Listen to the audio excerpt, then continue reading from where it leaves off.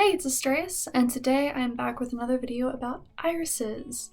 Today I'm going to talk about different types of irises and kind of how to grow them, where you can grow them, and obviously it's going to relate to my experience with irises because of where I got my training in Texas and that kind of thing. So let's start.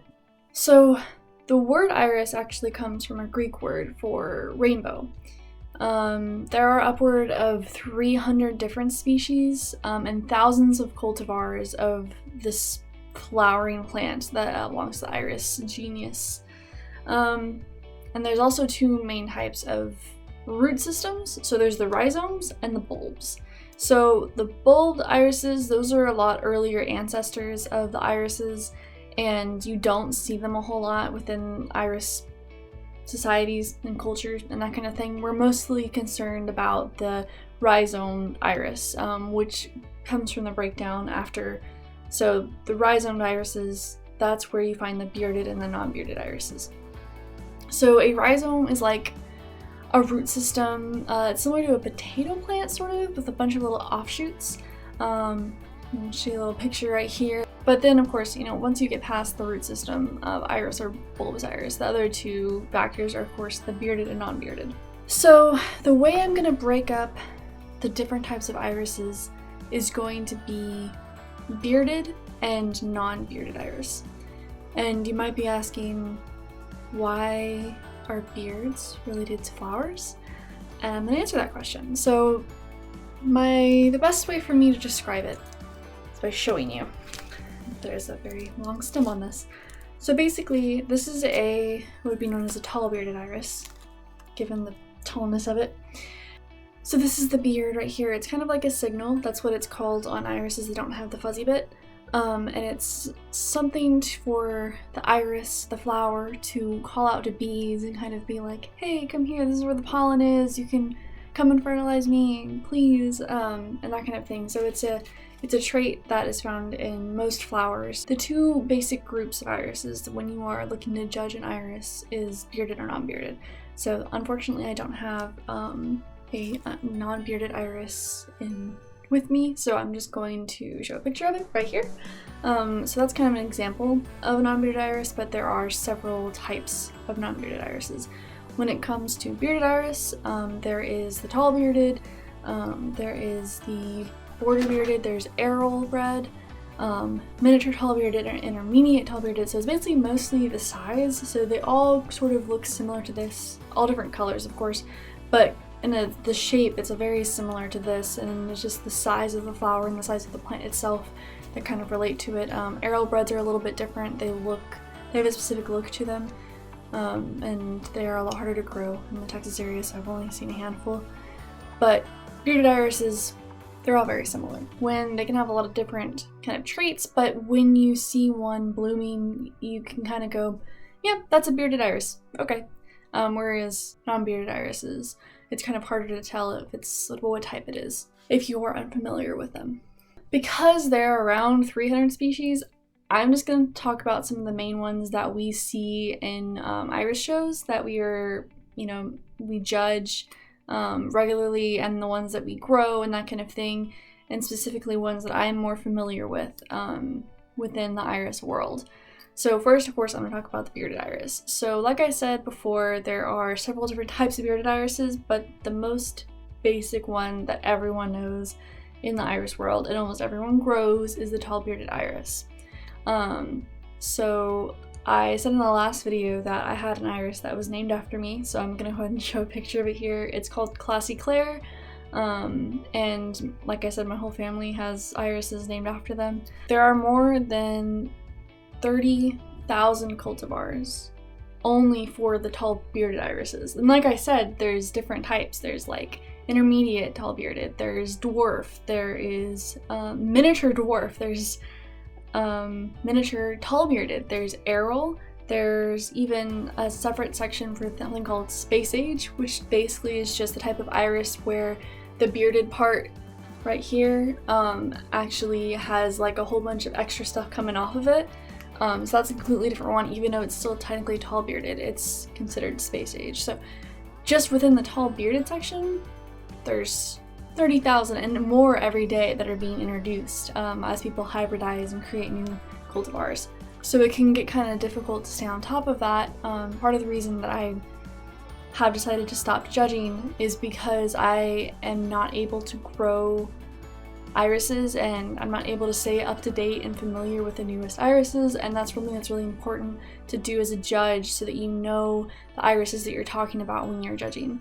So like I said, the differences in the size, so I'm going to go ahead and kind of show the differences here. Like the tall bearded, it's bigger, miniature, a little bit smaller. The standard dwarf, even smaller. Miniature dwarf bearded irises, small.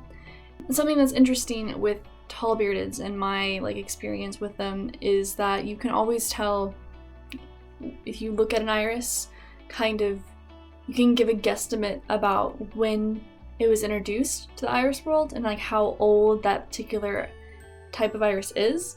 So if you were to look at an iris similar to what I have here, and you can kind of see it's kind of flat, it's very smooth, I'd say, in the petals.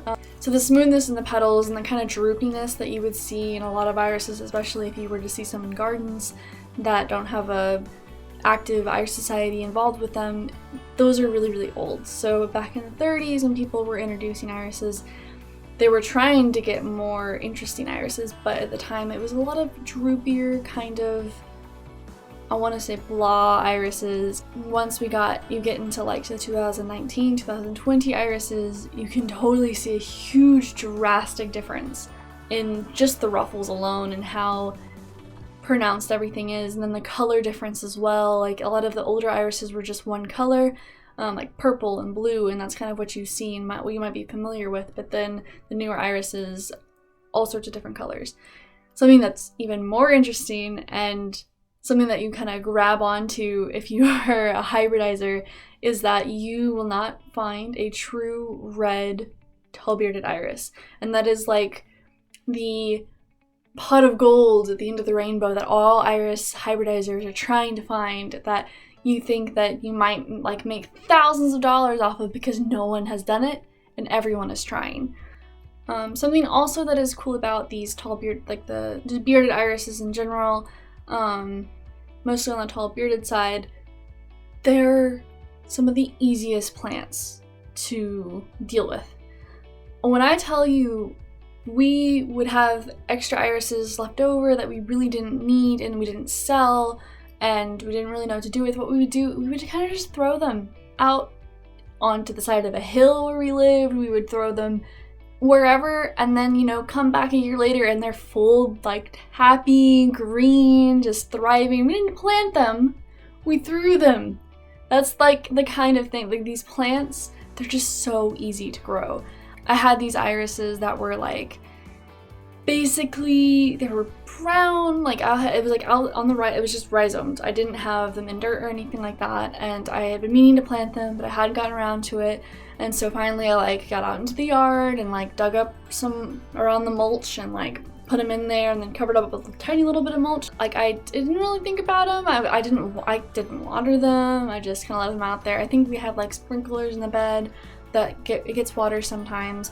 And then a couple months later I went back out there and realized that 3 out of the 5 that I had planted were super happy and giving out babies already, growing extra little plants out of it. So the way you plant a tall bearded iris is you take the rhizome and you dig out a little bit of dirt, just enough so that you can get the root system in.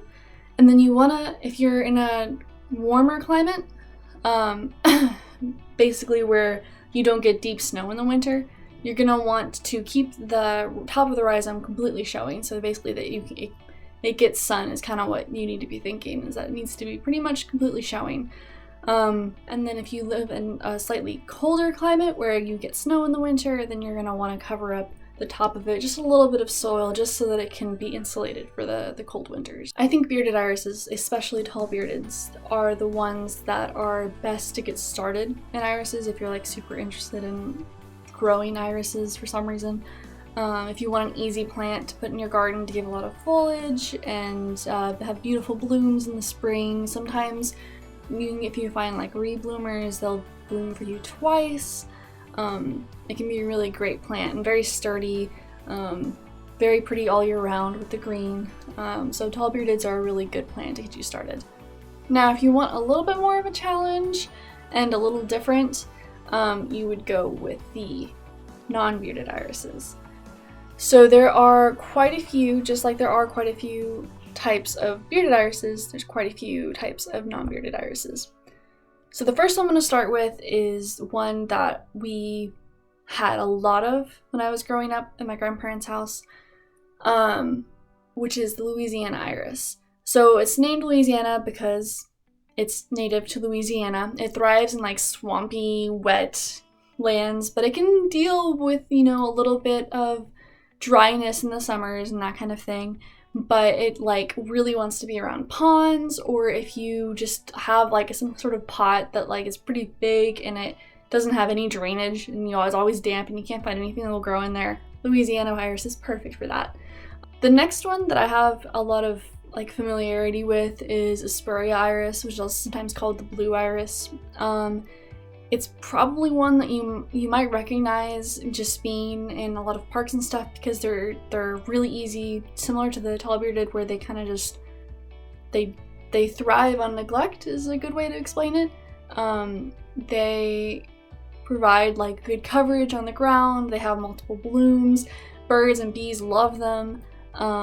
They like the basically opposite conditions of Louisiana irises. They want dry, they want hot, they want arid, and they have a hard time with anything like standing water.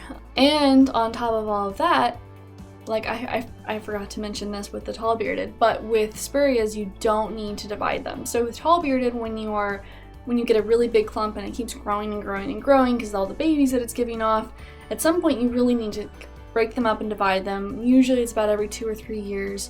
That way you're gonna keep getting the bloom that you want to see, and you won't see that if you don't break them up. But with spurias, no matter how big that clump gets, you're still gonna get beautiful bloom, you're still gonna have a fun time, and it's gonna be growing. You're gonna have lots of green and lots of bloom in the spring. These last 3 I don't have a lot of experience with, primarily because it's near impossible to grow these flowers in the Texas area and pretty much anywhere in the South. Unless I was at an iris convention, I didn't have any exposure to these types of irises. So starting out with the Japanese, these you can kind of grow them on the West Coast, but obviously they come from Japan. They're similar to Louisiana iris, where they like love this like boggy, wet soil. Like think of like the rice paddies and that kind of thing. The water that's in the boggy soil needs to be slightly acidic, which is also a weird combination and kind of very particular about this iris that needs to happen. They only need to be divided every 2 or 3 years, similar to the tall bearded, and they don't grow well in drier places, but they are just very particular plants. So that is why I didn't have a lot of luck growing them, where I did have a lot of luck with Louisiana. I think that's probably because of the closeness between Texas and Louisiana. Maybe the soil is similar, not really sure. Next, I'm gonna talk about it's called the Pacific Coast iris, and as you can imagine, they primarily grow on the Pacific Coast. They are primarily found in California.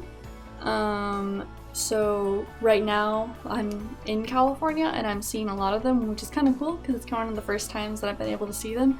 And I've noticed that they are used similarly to spurias, in that in a lot of like areas where they need a lot of green and a lot of flowers that can just hold up all year round, that's where you'll find them. And they produce a lot of bloom and a lot of big clumps. You don't really need to divide them as often. And they're very pretty. So I hope this kind of gave you a good idea of the different types of irises that are out there and how you would kind of grow them and what you would want to be looking for if you wanted to grow them yourselves. Like I said, in my opinion, tall bearded is one of the easiest ones to grow wherever you are. If you have any questions about any of this stuff, about any of the irises, you can always reach out to me. There's a lot of good information online. If you look up any of these specific irises and you think, ooh, I really like that one that she was showing, I want to see if I can grow that here, there's a lot of good resources. AIS, the American Iris Society, they have some information online as well. they've started to move towards that as well, rather than just being in books. But you can always reach out to me in the comment section or DM me on Instagram or anything like that if you want to know more about any of these types of irises. The next video I'm gonna do is a little bit more on how these different irises get judged and what are the point systems and that kind of thing. I'll show you what it kind of takes to become a iris judge. Maybe in the future I might make another video on how to hybridize irises. It's not that hard, it would be a very short video, but if people are interested in it, let me know and I'll look into doing that. But thanks for watching, leave a like if you want to see more of this kind of stuff, and subscribe? That's what YouTubers say, right? Okay. Well, that's what I'm into this week.